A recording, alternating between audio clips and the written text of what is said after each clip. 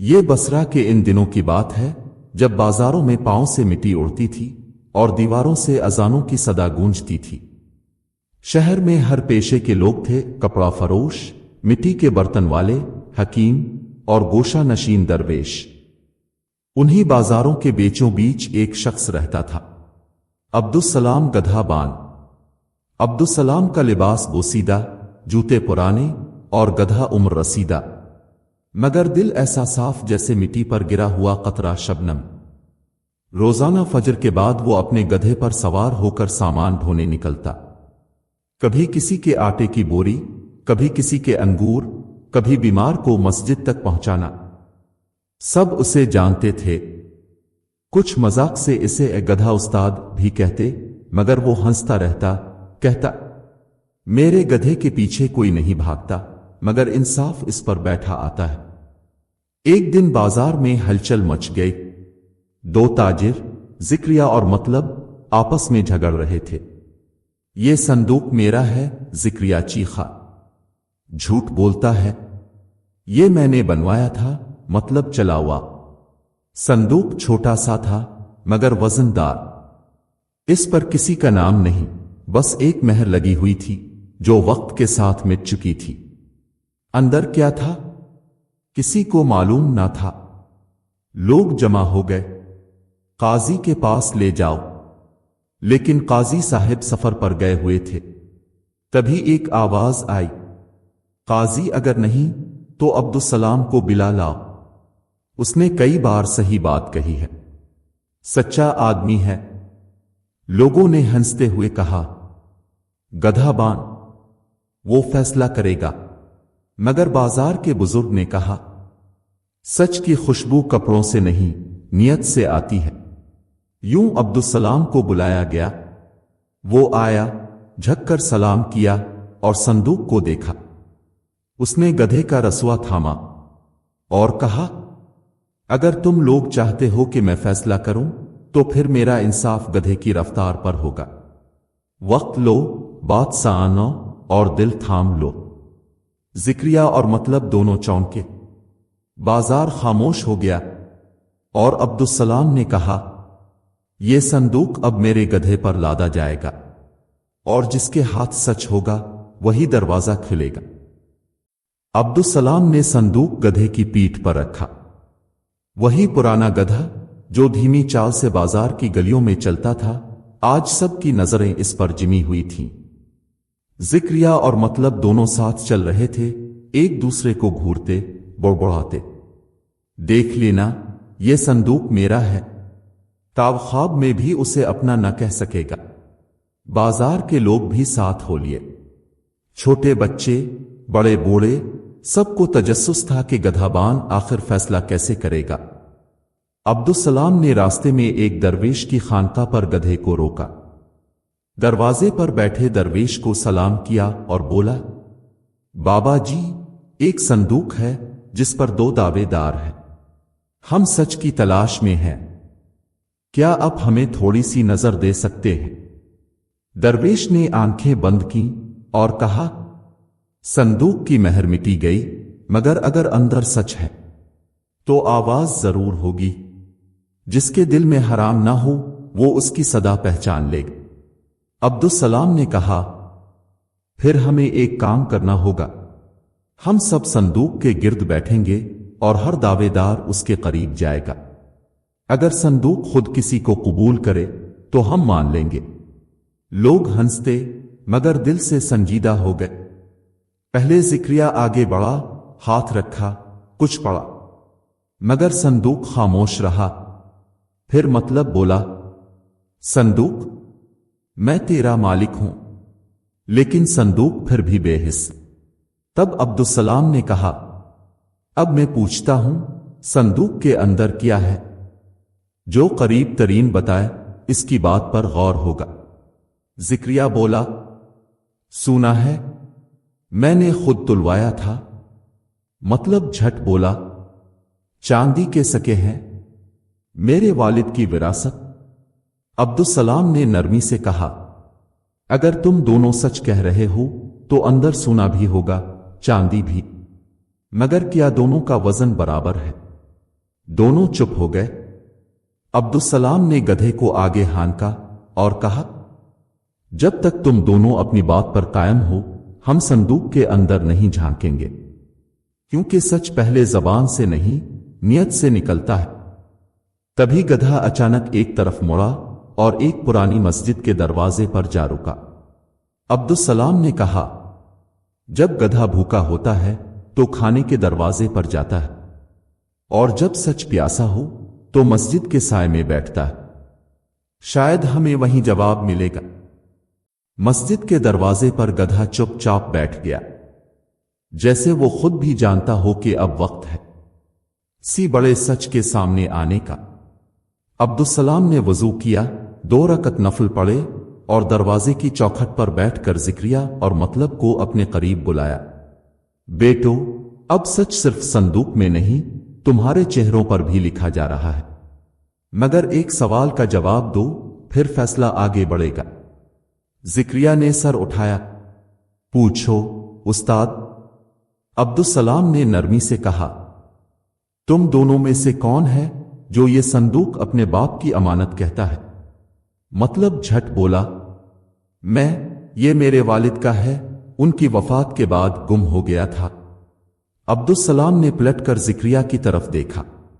वो थोड़ा सा जेजेका, फिर बोला, मैंने ये संदूक बाजार से खरीदा था, मगर मुझे यही बताया गया था कि ये किसी बूढ़े की विरासत थी। अब्दुस्सलाम ने लंबी सांस ली और बोला, तो मतलब ताव कहता है ये तेरे वालिद का है? क्या ताव उनकी कोई तहरीर, मेहर निशान दिखा सकता है? मतलब ने थोड़ी देर खामोशी के बाद गर्दन झुका ली। नहीं, कुछ भी नहीं। अब्दुस्सलाम ने कहकहा नहीं लगाया, फखर नहीं जिताया, बस आहिस्ता से बोला, जब सच खुद को न साबित कर सके तो बेहतर है खामोशी इख्तियार करे, मगर खामोशी भी तब जब ज़मीर जागता हो। फिर इसने गधे के कमर पर बंधे संदूक को उतारा। लोगों की सांसें रुक गईं। जिक्रिया और मतलब आगे बढ़कर खड़े हो गए। अब्दुस्सलाम ने बिस्मिल्लाह पढ़कर ताला खोला। चरचराहट की आवाज के साथ संदूक का ढक्कन उठा और अंदर कोई सोना या चांदी ना थी, बस एक पुराना कपड़े में लिपटा हुआ खत, कुछ सकुई और एक चाबी। खत पर लिखा था, यह संदूक उसके लिए है जो उसे ज़मीर से पहचाने, जिसे वजन से गरज हो वो खाली हाथ लूटे, जिसे सच से प्यार हो वो इस अमानत का वारिस है। हाजी अब्दुल-रऊफ, 13 बरस कब्ल। मतलब के चेहरे का रंग अलिफाड़ गया। जिक्रिया के लबों पर खामोशी छा गई। अब्दुस्सलाम ने दोनों की तरफ देखा और सिर्फ इतना कहा, अब अगर तुम दोनों चाहो तो इस संदूक को मस्जिद की अमानत बना देते हैं, ताकि इसमें से इल्म, सच्चाई और इंसाफ का सदका चले, माल का नहीं। लोगों के चेहरे दमक उठे। जिक्रिया ने फौरन कहा, मैं तैयार हूं बाबा। मतलब की आंखें नम हो गईं। मैंने झूठ बोला था, पर अब शर्मिंदा हूं। यह संदूक अल्लाह के दर पर ही रहे तो बेहतर है। मस्जिद के आंगन में वो संदूक रखा गया जिस पर कई दिनों से झगड़ा हो रहा था। अब वो ना जिक्रिया का था ना मतलब का, अब वो अल्लाह के घर की अमानत था। अब्दुस्सलाम ने अपने हाथों से संदूक के अंदर से वो पुराना खत निकाला, इसे मुसल्ला पर रखा और बुलंद आवाज में कहा, जिसने ये खत लिखा वो हम में नहीं, मगर उसकी नीयत आज भी जिंदा है। मस्जिद के इमाम साहब, जो सारे मामले को खामोशी से देख रहे थे, आगे आए और कहा, अगर ये वाकई हाजी अब्दुल-रऊफ का संदूक है तो वो हमारे पुराने खादिम थे। मस्जिद की सफाई करते, नमाजियों के जूते सीधे रखते और आखिरी उम्र में यही कहा करते थे कि मेरा सब कुछ मस्जिद के नाम है। लोगों के दिल पिघल गए। मतलब जिसने पहले दावा किया था हाथ जोड़कर बोला, बाबा अब्दुस्सलाम, मुझे मुआफ कर दो। मैंने अपने फायदे के लिए सच को छुपाया, मगर आज दिल हल्का है। जिक्रिया ने कहा, अगर यह संदूक मेरे हाथ लगता शायद मैं बीच देता। اللہ کا شکر ہے کہ اس نے ہمیں روکا اور آپ کو ذریعہ بنایا۔ عبدالسلام نے گدھے کے ماتھے پر ہاتھ رکھا اور آہستہ سے کہا، یہ گدھا بے زبان ہے مگر سچ کے راستے پر چلتا ہے، اور سچ وہی ہے جو اپنی ذات سے زیادہ دوسروں کے فائدے کا سوچے۔ امام صاحب نے صندوق کو مسجد کے اندرونی کمرے میں رکھوایا اور اعلان کیا، اب یہ امانت مسجد کی لائبریری کے لیے وقف کی جاتی ہے۔ اس میں جو چابی ملی وہ پرانے کتاب خانے کی ہے جسے برسوں سے تالو لگا ہوا تھا۔ اب ہم اسے کھولیں گے اور علم کا دروازہ پھر سے کھولیں گے۔ لوگوں نے تالیاں نہیں بجائیں، بس آسمان کی طرف دیکھا اور دل سے دعائیں نکلیں۔ عبدالسلام نے واپس گدھے پر سامان باندھا۔ کسی نے پوچھا، بابا اب کہاں جا رہے ہو؟ وہ مسکرا کر بولا، جس بازار میں لوگ سچ پر جھگڑتے ہوں وہاں گدھے کو 2 چکر لگانے پڑتے ہیں۔ اور آہستہ آہستہ وہ شہر کی اگلی گلی کی طرف بڑھ گیا، جہاں شاید پھر کسی صندوق کا فیصلہ کرنا تھا یا کسی دل کا۔ عبدالسلام مسجد سے نکل کر بصرہ کی تنگ گلیوں میں آہستہ آہستہ اپنے گدھے کے ساتھ جا رہا تھا۔ سورج ڈھل رہا تھا، بازار کی دکانیں بند ہونے کو تھیں، مگر گلی کے کونے سے ایک شور بلند ہوا، یہ ترازو ٹھیک نہیں، مجھے کم تول کر دیا گیا ہے۔ جھوٹ ہے، میرا ترازو بالکل برابر ہے۔ عبدالسلام رک گیا، گدھے کی لگام تھامی اور آواز کی سمت بڑھا۔ وہاں بازار کی نکڑ پر 2 شخص الجھے ہوئے تھے۔ ایک تھا صدیہ بی بی کا بیٹا نوفل سبزی فروش، دوسرا حماد پرانے کپڑوں کا تاجر جو آج سبزی خریدنے آیا تھا۔ حماد چیخ رہا تھا، نوفل نے مجھے 5 سیر آلو بیچے مگر گھر جا کر تولا تو صرف 4.5 نکلے۔ نوفل غصے سے بولا، جھوٹ ہے، میری ترازو ہر دن مسجد کے سامنے والے پتھر پر رکھی جاتی ہے، وہی پتھر جس پر سب لوگ تولتے ہیں۔ لوگ اکٹھے ہو گئے مگر کسی کو سمجھ نہ آ رہا تھا کہ حق پر کون ہے۔ عبدالسلام نے گدھے کو وہیں روکا اور آہستہ سے بولا، اگر تم چاہو تو میں تول سکتا ہوں، مگر میری ترازو گدھے کی کمر پر نہیں، ضمیر پر رکھی جاتی ہے۔ حماد بولا، بابا بس انصاف کر دو۔ عبدالسلام نے گدھے کی پشت سے 2 خالی بوریوں کو اتارا اور نوفل سے کہا، اپنی ترازو لے آ اور 5 سیر آلو میرے سامنے تول۔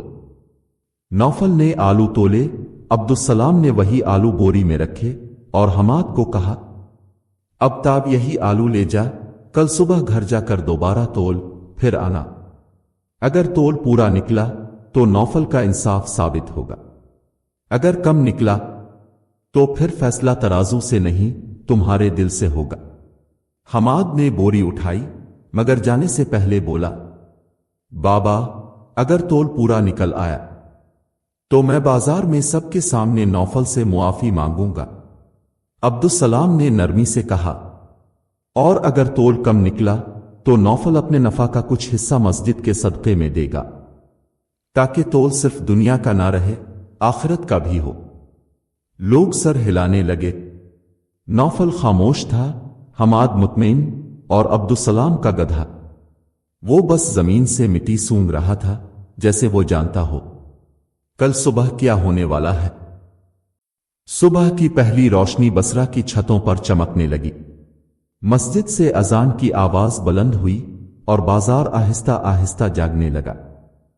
پرندے چہچہانے لگے، مگر آج گلیوں میں ایک خاص سی بے چینی تھی۔ لوگ منتظر تھے کہ حماد آئے اور بتائے، کیا آلو واقعی 5 سیر تھے یا نوفل نے کم تول کر بے ایمانی کی تھی؟ عبدالسلام گدھے کے ساتھ ہمیشہ کی طرح وقت پر بازار پہنچ چکا تھا۔ وہ مسجد کے سامنے بیٹھا تھا، وہیں جہاں اس کی ترازو ضمیر رکھی جاتی تھی۔ کچھ ہی دیر میں حماد آیا، ہاتھ میں وہی بوری، چہرے پر کچھ سکون اور کچھ شرمندگی۔ سب کی نظریں اس پر تھیں۔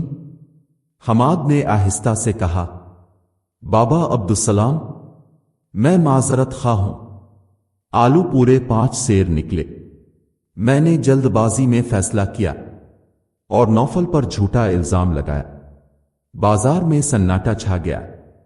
پھر حماد نوفل کے پاس گیا، ہاتھ جوڑے اور اونچی آواز میں کہا، نوفل بھائی، میں نے اب پر شک کیا، معاف کر دینا۔ نوفل، جو خاموش کھڑا تھا، آگے بڑھا اور حماد کو گلے لگا لیا۔ انصاف کا راستہ کٹھن ہوتا ہے بھائی، مگر دل کا بوجھ ہلکا کر دیتا ہے۔ لوگوں کی آنکھوں میں احترام تھا نوفل کے لیے، حماد کے لیے، اور سب سے بڑھ کر عبدالسلام گدھا بان کے لیے۔ اب عبدالسلام نے اپنی سوکھی ہوئی چھڑی سے زمین پر ایک لکیر کھینچی اور کہا، دیکھو، انصاف کا پیمانہ لکیر کی طرح سیدھا ہوتا ہے۔ اگر ہم اسے دائیں یا بائیں موڑنے لگیں تو خود بھی بگڑ جاتے ہیں اور پورا بازار ساتھ لے ڈوبتے ہیں۔ کسی نے تالیاں نہ بجائیں، مگر ہر دل میں ایک بات گونجی، یہ بابا گدھے پر نہیں، سچائی پر سوار ہو کر چلتا ہے۔ اس دن سے بصرہ کے بازار میں جب بھی کوئی جھگڑا ہوتا، لوگ قاضی کے پاس بعد میں جاتے، عبدالسلام کے پاس پہلے۔ اور جب بابا عبدالسلام کئی برس بعد اس دنیا سے رخصت ہوا تو لوگوں نے اس کا نام ایک تختی پر کندہ کر کے مسجد کے دروازے پر لگا دیا، جس پر لکھا تھا، یہ وہ گدھا بان تھا جو سچائی کا بوجھ الفاٹے کر بصرہ کے بازاروں کو ہلکا کرتا رہا۔